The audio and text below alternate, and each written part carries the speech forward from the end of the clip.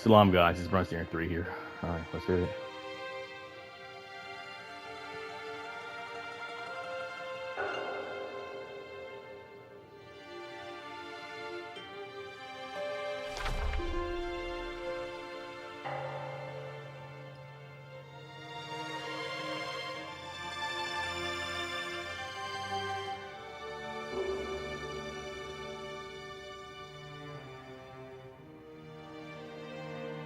Yeah, I forgot these are, No wind wrought such destruction here.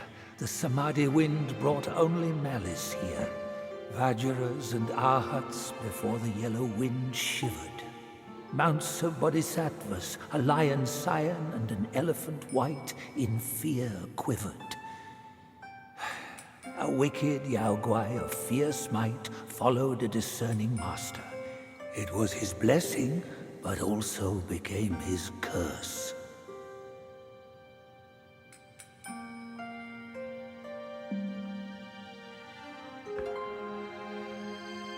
They could have put their belief in anything, yet they chose a Yaoguai. Those who deny the rules must suffer the wrath.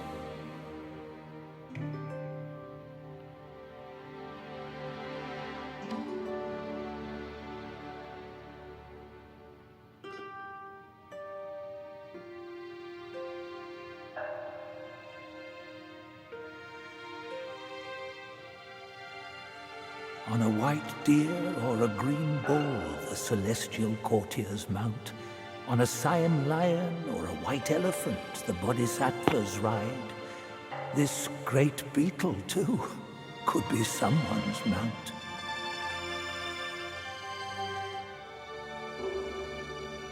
They say Yaoguais prey on men, yet men prey on men too, only more ruthlessly.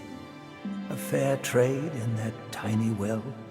How does it differ from the trades out in the world?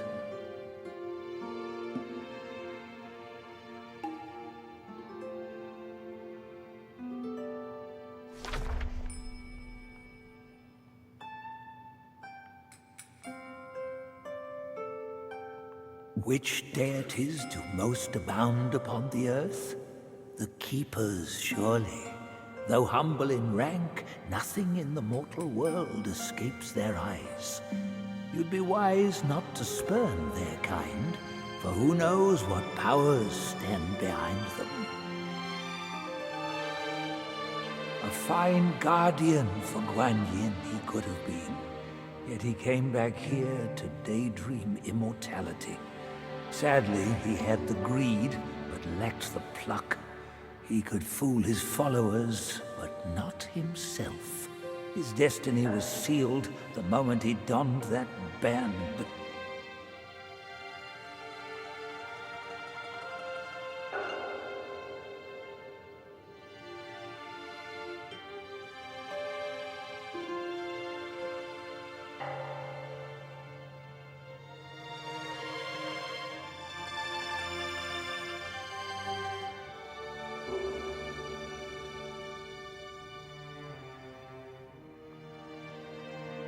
A mere human, blessed with a lifespan nearing 3 centuries, yet he was never sated.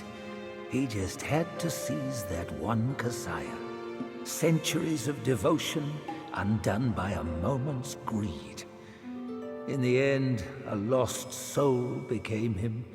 How pathetic. yeah, you're brutal, dude. Shit.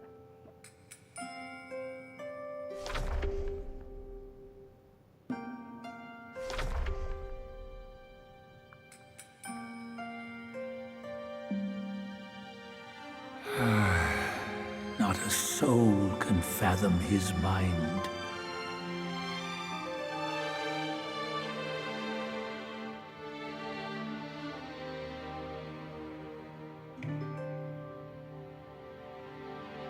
The journey entailed an arduous road. The monk had his disciples, and the 18 Dharma guardians, the 12 zodiac deities, the 5 directional guides, and the 4 temporal overseers. Each boasts unique powers. Should your paths cross, strike up a connection. Anu of the North, the vanquisher of Yaoguais. The Jade Emperor once ordered him to purge the world of evil.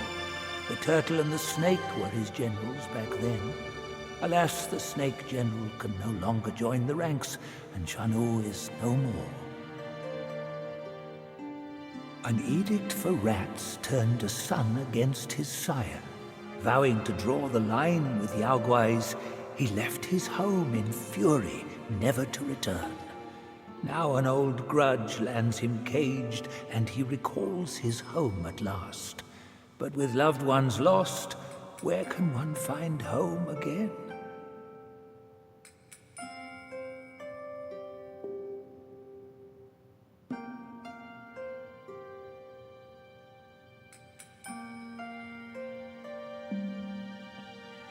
All right.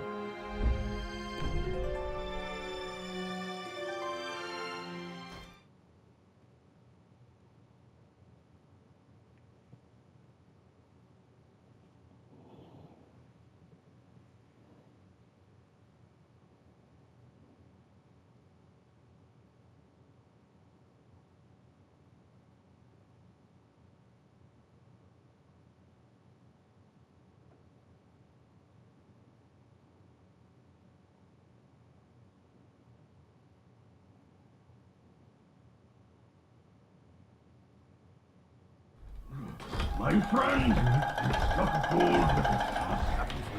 God, my ass. My bones are cracking from lugging this load. Step it up. We gotta catch that feast on time. Hear me out. They say that hag has her quirky ways. Each season she'd wed a mate, then devour him. Once our lady brought her a wedding gift. A mirror. The past echo. Which? The past echo. The lady often speaks of it with regrets. I wonder why. Let me finish, will you? The hag got the mirror and looked into it, and for no reason at all, she threw it away. That soured our lady's mood. She stopped visiting since then. Gibbering and jabbering. Couldn't even catch a wink of sleep this whole time. What? Who's in there? How dare you spoil the gift from her who's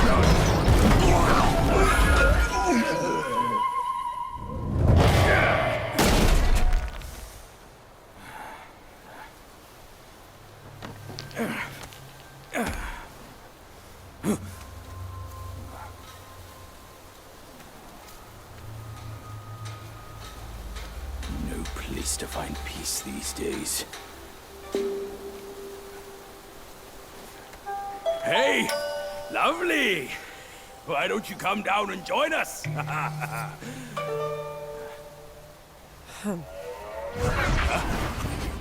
Leaving so soon? Why the shyness?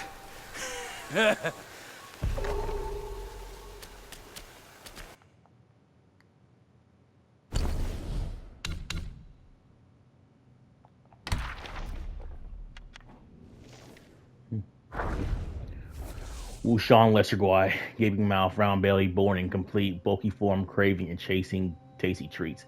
Greedy for flavors, it longs for delight. Wagging its tongue, it speaks in spite. One spring, the webbed ridge hosted a grand banquet to mark the blossoming of the flowers. A young Guai from Mount Wushan, having presented the gift, saw the ladies chatting and laughing at the feast and decided to join the other Guais and cave for drinks and merriment. A few cups in, the Guais began to jest with each other. A pig Guai remarked, "I'd rather live in this rich hollow of yours, with banquets for every season and festival. Back in our place, the lady is too strict to allow any fun." A proud insect Guai responded, "Our ladies in the cave often host banquets to keep the mistress company. We may not compare to the halls of the celestial court, but our second lady has some businesses in the mortal world, so we're not short on silver. It's tough, though. If she didn't find ways to bring in money, we wouldn't have made it this far." Another pig Guai added, "Beautiful and elegant are all your ladies. I wonder which celestial mountain is fortunate enough to be where they might start their new families." The insect Guai laughed. "Our ladies can't leave this place. The businesses outside are managed by carefully chosen people. Since we only take bridegrooms who marry into the family. I don't know what those are. Like male bride. I don't know. The talented ones don't want to come, and the ladies don't fancy those who do. Look over there, those four scorpions. Their family is in decline, and their descendants are unworthy. Only one is somewhat acceptable, but not one of our ladies would marry him. Whoever gets unlucky will marry him on a fateful day, so they say. The guides laughed heartily, enjoying themselves, when suddenly there was a shout. Oh no, the ladies are quarreling. A panting pigwai in charge ran over, shouting, the mistress in the cave has lost her mind. She got into a fight with our lady over a few words from a maid, and even smashed the very gift that was brought. The guides were all startled. The clever ones quickly wrapped some food in lotus leaves and handed it to the pigwais as symbology. The next time we'll make sure there's no misunderstanding. Sorry for spoiling the fun.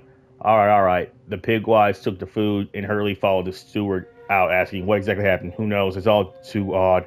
Every time we come, there's a commotion. I've heard their mistress is always quite muddle-headed.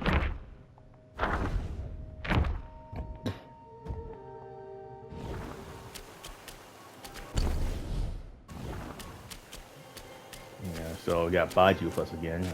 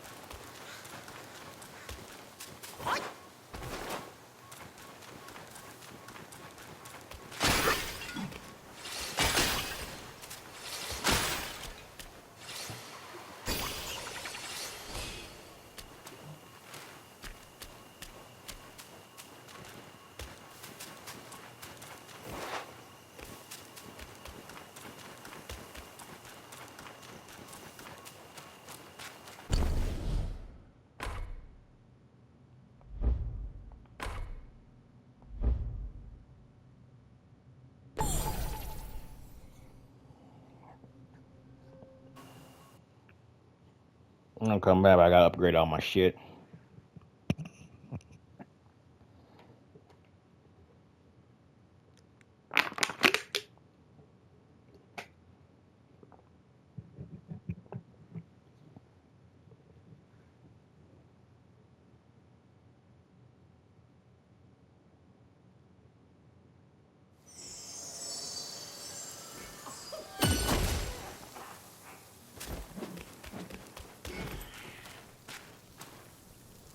Self-refinement is the way to make golden pill. It retains the energy of both this world and beyond.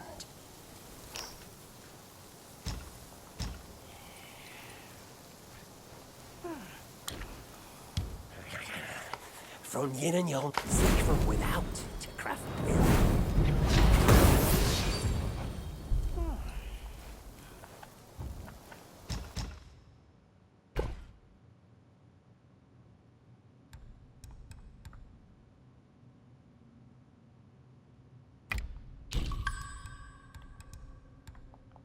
Big or small, scarcity makes goods precious. Each pill is a means to an end. My destiny's course, I can't amend. 2 drops, honey brew.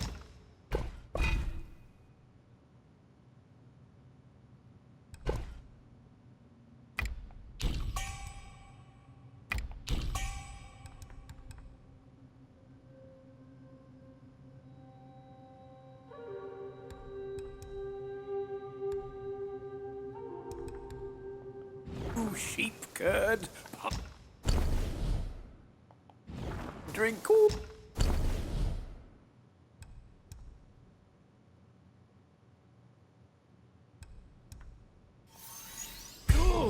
Good. This truly is the finest mortal brew.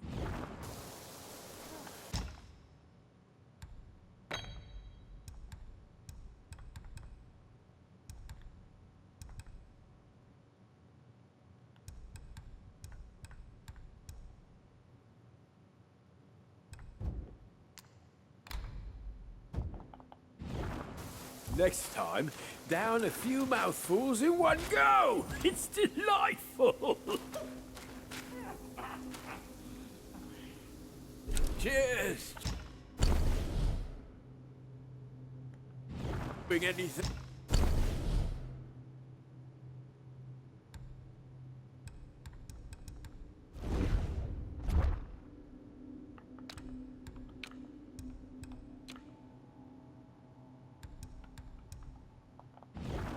There's no going back to the court. I've spent my whole life in service. Now I just... oh, who's there to lend me comfort?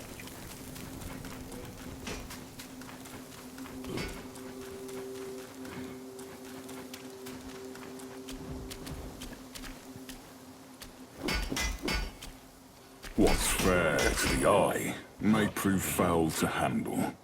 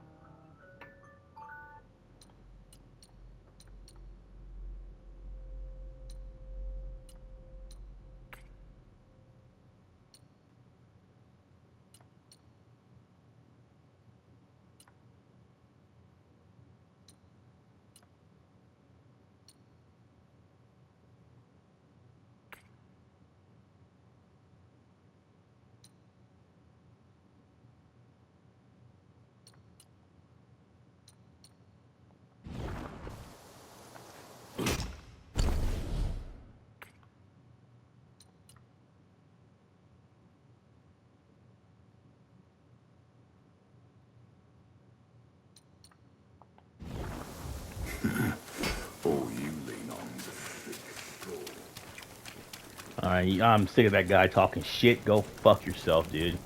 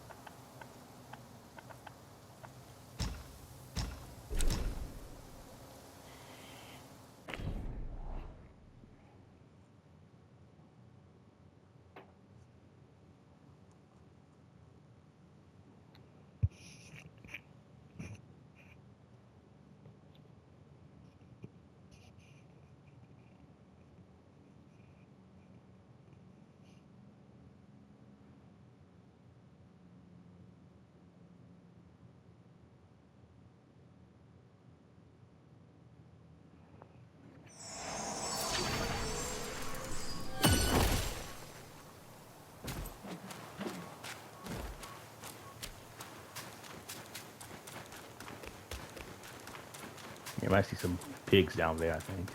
Boars. No. Oh, huh, surprising.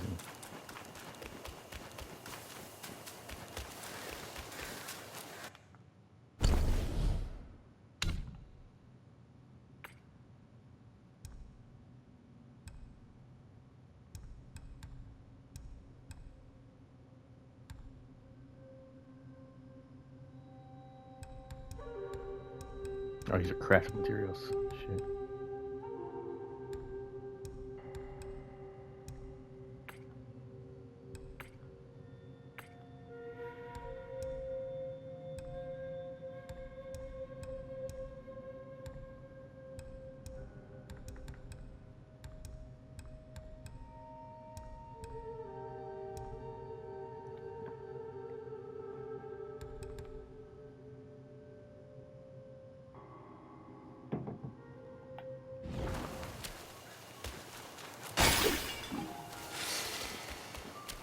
Looks like there's a dwelling ahead. Care to take a quick peek?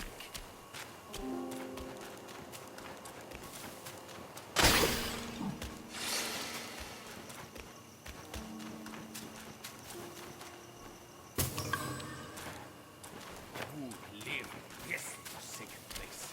None but spineless guys fooling about. Hey! Why are you ditching me?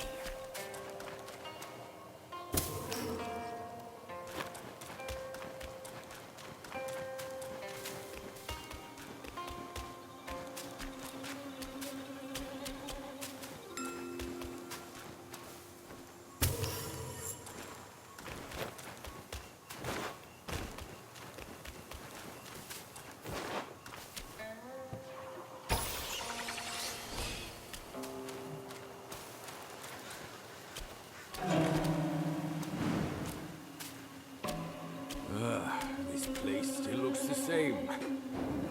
Past clings here.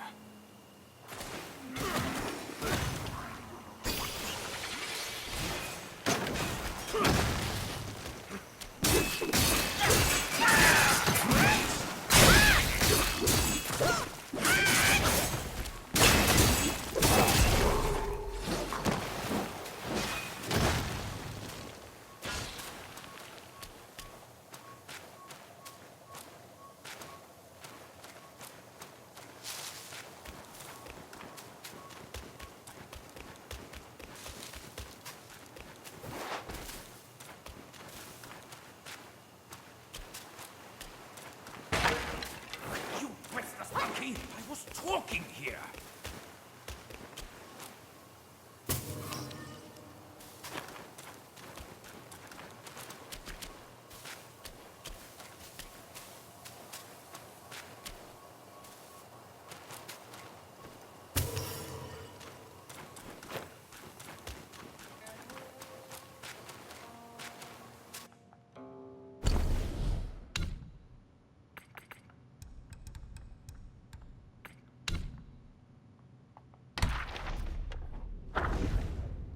Puppet spider.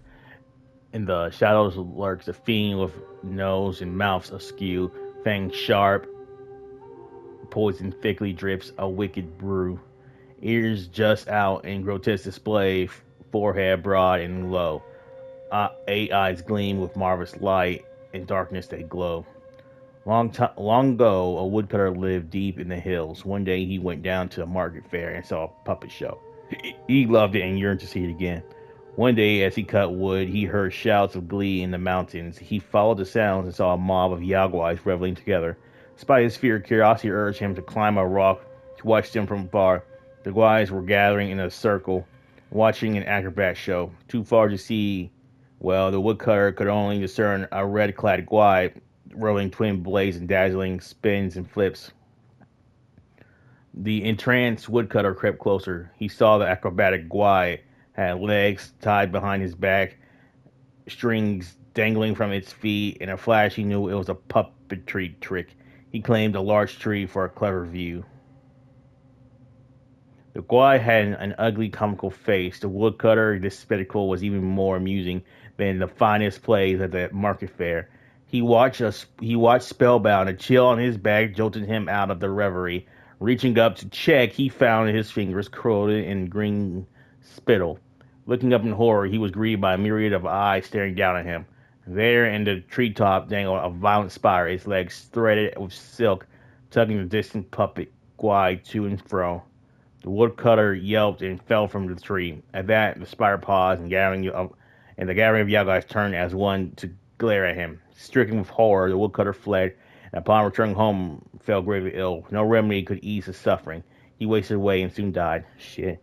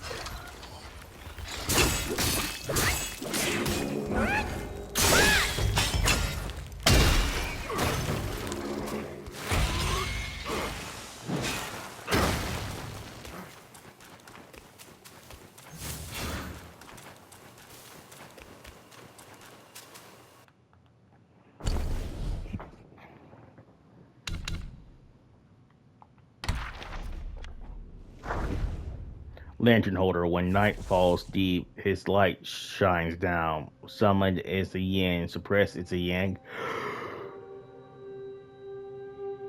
Sorry. Like harvesters hastening before the dawn, he reaps with his blade and souls are gone. The insect guys load patrolling after dusk as their instinct to chase after light made the nighttime perilous for them. But luck favored them when a tribe of pale-faced yakshas from the west of the place, having traversed the world, chose to settle at the Webbed Ridge and volunteer for the night watch, a task the insect guys were only too happy to relinquish to these newcomers. The Yakshas are proud and fierce by nature, turning into feral Yaoguais, yet they still clung to their old ways and the days they were revered. They kept to their own, with lanterns lit from dusk to dawn, and rarely mingled with the insect guais. To the latter, they were a curious sight, with their merriment and banter that paid no heed to hierarchy or status. Yet what puzzled the insect guais most was the Yaksha's bond, close-knit in joy, yet they'd often erupt into dispute and hurl sharp words with no restraint. One night, a quarrel broke out during an idle chatter among four Yakshas on patrol, and their raucous noise woke the insect guys.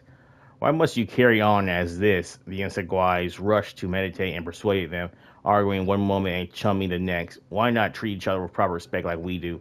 In an instant, the quarrel ceased, and in unison, the Yakshas retorted, "You are mistaken," one spat. "Only through open discourse we grow." Another chimed in, "Exactly. When we air out our disagreements, it only makes our bond stronger." A third added, "Indeed, by having each other's backs, we've made it through a lot of tough times.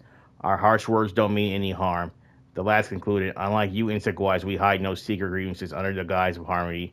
With that, arm in arm, they departed, leaving the insect wise to messy exchange with bemused eye rolls. Dragonfly Guai, fly through the flowers and willows to shoot hidden arrows. Flap your wings and ride the crooked wind. It is difficult to achieve good deeds with small wisdom, and twos and threes blocked away. There was a dragonfly guy who loved archery. His mother saw his gift and used her connections for an opportunity to have him training under the Yaguai king of the land. The king, the dragonfly guy, To the king, the dragonfly Guai seemed like a diligent and talented student. He drilled hard each day and served his master with great respect, always at his master's beck and call. At times he'd be practicing outside, but at a single command from his teacher he'd appear at once. The king had doubts, but considering the dragonfly's swift wings, the king dismissed his suspicions. One day the king taught him how to imbue his boast with greater power. Wait for the arrowhead to glow, then release. The Guai swore he remembered, but when tested that afternoon he couldn't recall anything. The king assumed he just hadn't grasped the lesson and explained it once more, but the next day he had forgotten it again. The pattern continued. The Yellow Queen flew into her range and said to punish the Guai. The Guai fell to his knees and pleaded, "Mercy, master, I have brothers. Each of us know only a portion of the lessons. That's why I can't answer." At this, the scores of identical dragonfly Guais emerged, all kneeling and bowing non-stop. Offended yet tickled by this revelation, the king demoted them all to lowly patrol guards and taught them no more. Alas, while petty schemes might seem perfect at first, earning praise and favor, they also sow the seeds of trouble. When the truth is revealed, one faces ridicule and brings ruin upon themselves. Oh, interesting. Back now!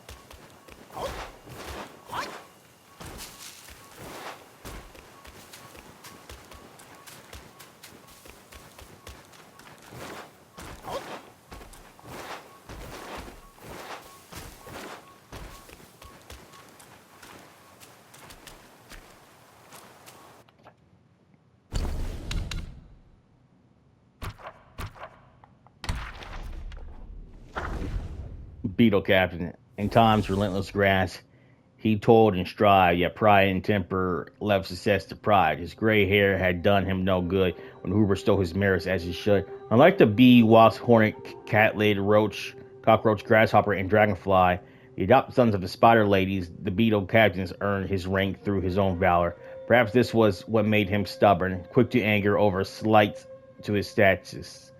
He often quarreled with the lesser guys over matters of words and etiquette. They called him arrogant, overbearing behind his back, disliking him all the more. One day, a petty dispute drove him to brandish his twin sabers at the lesser guards. Beetle Commander chanced by and pulled him aside. You think your deeds and skills command their respect, but know this: rank has no bearing on the actions of others. What would happen if you measured your worth by the regard of everyone? When stone spiders show you disrespect, you think that makes you their inferior? The captains retorted, "You're a commander, thus none dare offend you. But I'm a minor officer. If I don't assert myself, those lesser ones will scorn me even more." The commander shook his head. "If they treat you with greater deference than me, would that make you my superior in practice and skill? Nay, for I have observed that those who clamor most for respect often receive the least of it." What became of the beetle captain? Alas, he remained as he ever was, as one's nature could not be easily altered. It was said that he continued to contend with all who crossed his path, until at last he was never to be seen again.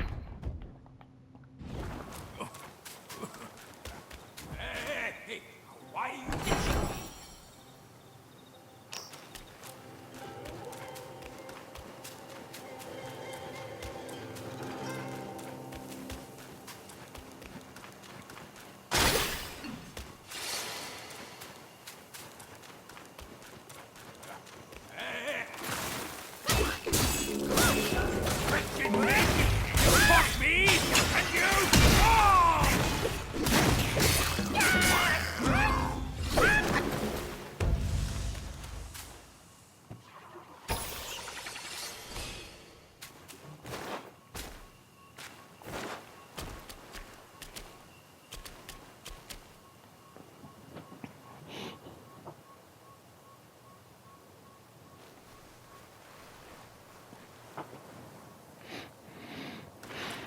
killed them all.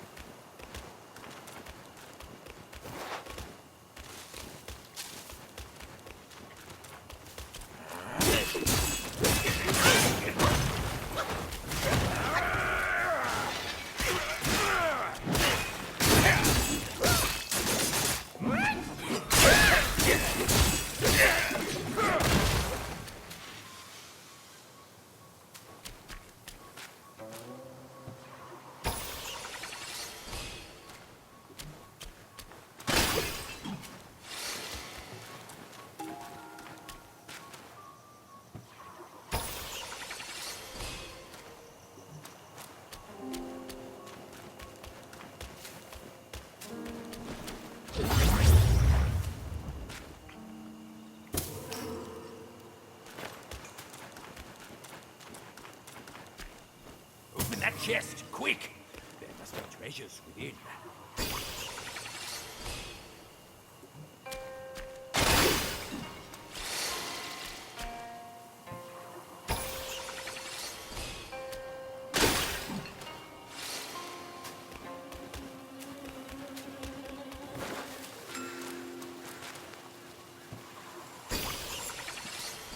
What's in it?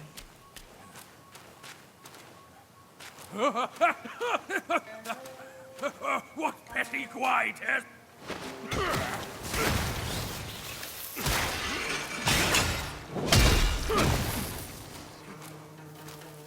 Here goes!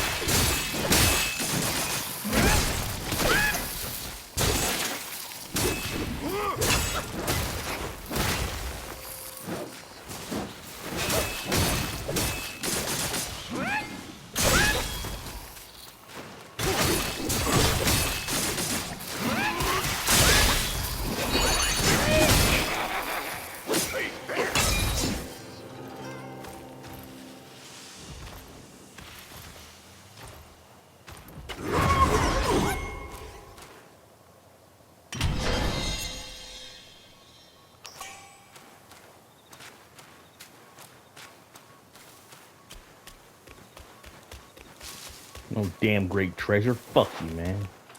What's great treasures are mine bowls and shit, you fuck. Are mine cores.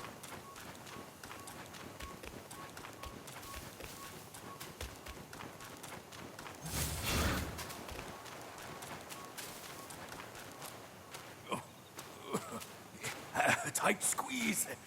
Good I've kept trim. A wide road ahead. An ambush all but certain.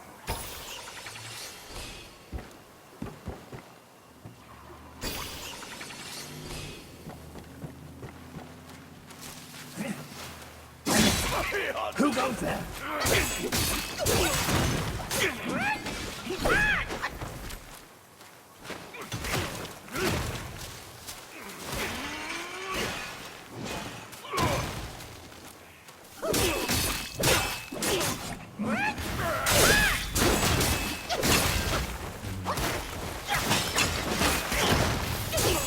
Going to your hospital.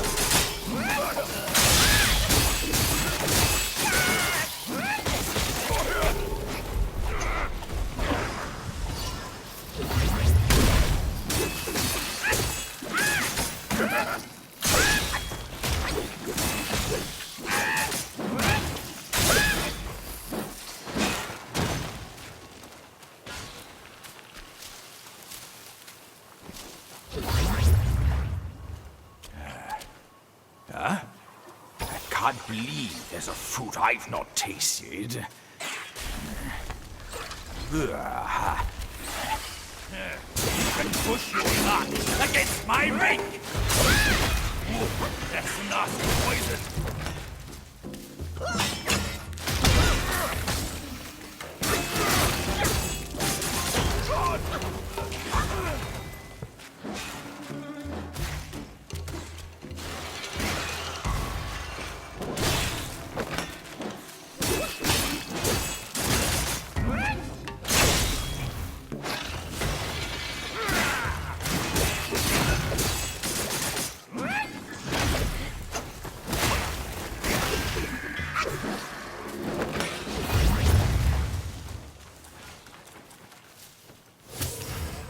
You'd even keep that scrap? What a hoarder. Ugh, you restless monkey! I was talking here!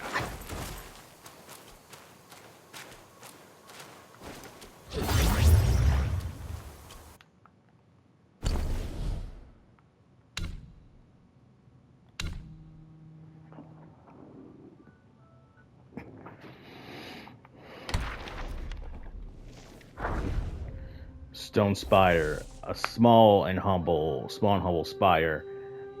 Small and humble, a spider I be, yet in stone I adorn with comrades in peril beside me. In the olden days, lesser beetle Guai and the webbed hollow rose to the rank of captain through their sheer prowess, but the promotion swells his ego and he lorded it over the others till they shunned him, much to his ire. Upon a day of rest, the beetle captain found himself bereft of friends to squander the hours with, and thus roamed the cave alone. He beheld a stone from which long and slender legs sprouted forth. As it turned out, the stone held a spider stirring from slumber. These spiders, burdened with stones on their back, moved in a slow, clumsy manner. The captain, beset by a foul mood, kicked one over and laughed at its plight as it flailed and struggled to right itself. With each attempt it made to stand, he flicked it down again, guffling. After who knows how long, crisp raps echoed from the depths of the cave. Soon hordes of stone spiders marched out of the dark. Seeing the threat, the captain drew his weapons and charged into their midst. The spiders showed no fear. They hurled stones and spat silken venom, rammed and butted, and they drove the captain into a rage, and he spun his twin blades in a killing frenzy and missed the spiders as he cut them down for zeal. A flicker of lantern light neared, followed by a playful voice. You fool, you think you can slay every spider in the webbed hollow alone? Come with me, I'll take you to play under the peach blossoms. The beetle captain lifted his gaze to behold a maiden of unsurpassed beauty. His heart stirred, and he followed her at once. Henceforth he was seen no more. One old Guai mused, to slay spiders within their lair is but to seek death itself. Ooh, so he's dead. Grasshopper Guai, slender legs of verdant sheen, each arm wields a sickle keen. Misty woods are his home so true, he cares for youth like me and you. During the reign of the greatest emperor of Han, there was a village called Bath. From within its mountains a hot spring flowed, reputed to preserve youth vitality. Nobles flocked to it from far and wide. One day, the Marquis of Licheng came to visit with his 6-year-old son. The young lord caught a little grasshopper and wanted to keep it as a pet, so he tore off its wings and trapped it in a teacup. That night, the Marquis was visited in his dreams by a man clad in green. Your child is in prison, mine, he pleaded. We are both fathers. I beseech you to help my little one.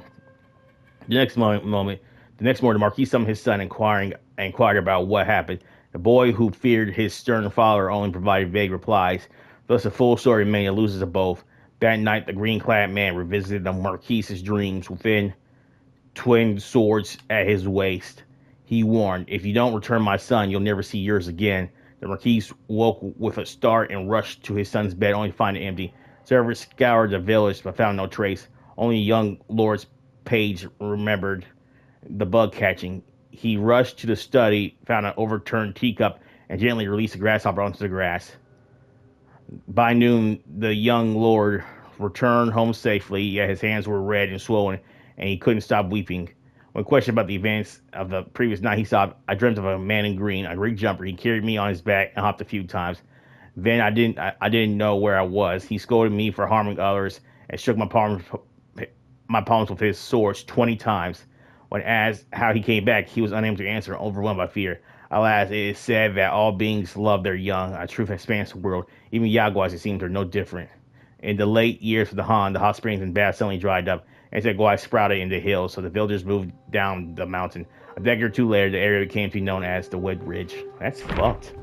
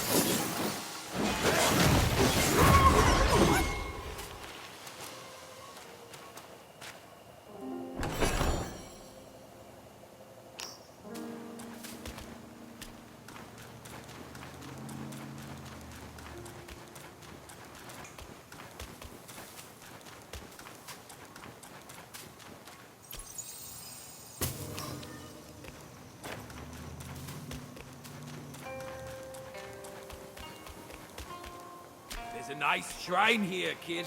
We should take a look.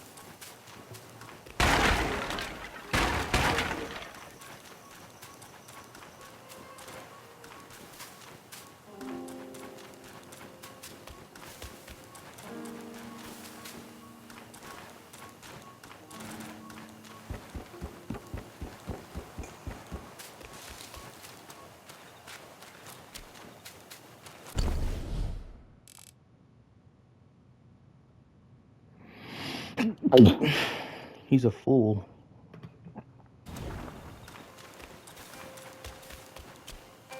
What could this be? Something I won't miss for sure.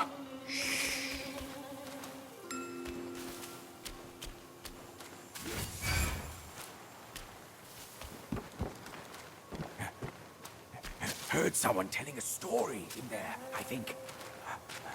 Come here, kid. Never say no to a story.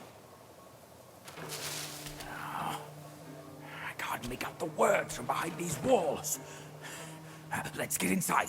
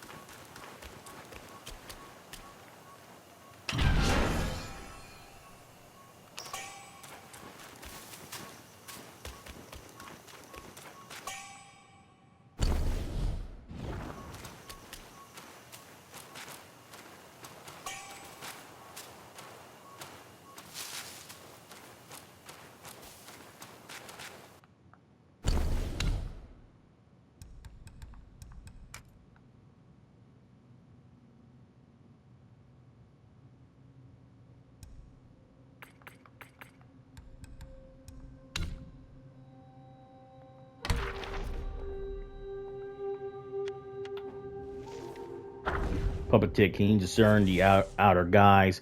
Who cares when hidden from our eyes? When hung up high, what use retains? A puppet's dance, its fleeting gains.